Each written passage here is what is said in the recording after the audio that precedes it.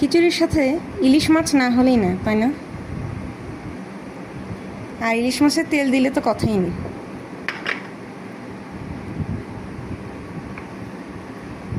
মাছ ভাজা নিয়ে নিলাম, খিচুড়ির সাথে আলু ভর্তা নিয়ে নিলাম,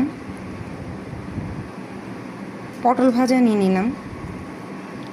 বিসমিল্লাহির রহমানির রহিম। প্রথমে আলু ভর্তা দিয়েই শুরু করছি আজকের খাওয়াটা।